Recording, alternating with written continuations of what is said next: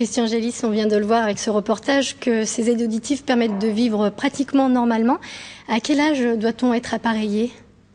Je ne vais pas répondre à votre question. Je vais vous dire que l'appareillage n'est pas une question d'âge, mais une question de perte auditive. On peut être appareillé à n'importe quel âge. Je dirais pour demander un appareillage, il faut avoir une perte auditive de l'ordre de 25 décibels à peu près. Et là, on peut songer à être appareillé.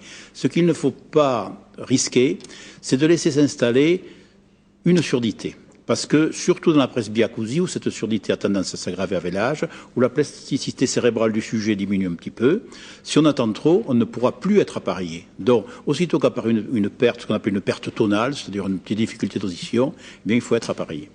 Est-il vraiment nécessaire d'être équipé de deux appareils, deux oreilles ? Des deux oreilles. Alors, il est certain que l'appareillage stéréophonique restitue cette espèce d'équilibre que nous avons avec deux oreilles et cette prise d'information que l'on a des deux côtés de la tête qui est très utile lorsqu'on se trouve par exemple autour d'une table. Mais la stéréophonie n'est pas un dogme, c'est un principe général, ce n'est pas un dogme, mais ce ne doit pas être non plus un dictat.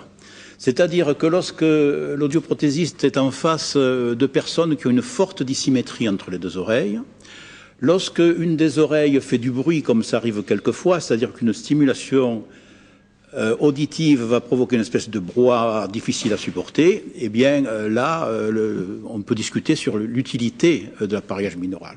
Et puis il y a des raisons aussi extra-auditives, c'est-à-dire, on l'a cité tout à l'heure, mais des personnes qui ne peuvent pas manipuler un appareil, qui ont beaucoup de difficultés à mettre la pile, à le mettre dans leur oreille. Et à ce moment-là, avec deux appareils, on leur gâche complètement la vie. Ils n'en mettront aucun, donc il ne faut pas le faire. Et puis il y a tout simplement le côté matériel.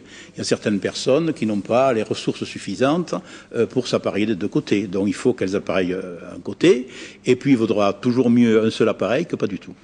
D'accord, mais ça ne nuit pas forcément à l'efficacité de l'appareillage d'en avoir qu'un seul plutôt que deux ? Ça nuit un petit peu quand on demande beaucoup à l'appareillage, c'est-à-dire une personne active qui a des oreilles symétriques. Bien entendu qu'il faut l'appareiller en binaural. Si elle peut payer les deux appareils, bien entendu.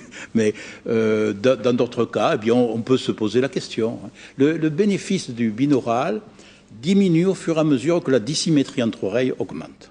Voilà, concrètement, ça veut dire la dissymétrie, c'est-à-dire une oreille qui est presque normale et une oreille qui est très sourde. À ce moment-là, on va appareiller, selon les cas, souvent la meilleure oreille, mais pas toujours. Puis à ce moment-là, on peut appareiller une seule oreille.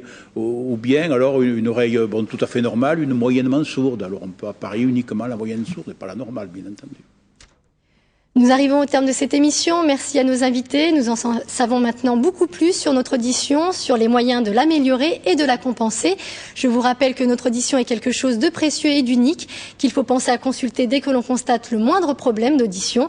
Pour avoir plus de renseignements sur ce sujet, je vous rappelle qu'il existe un site internet spécialisé www.audition-info.org sur lequel vous pourrez trouver une multitude d'informations et de sujets sur la recherche, la science, la technologie, mais aussi sur l'actualité de l'audition en général.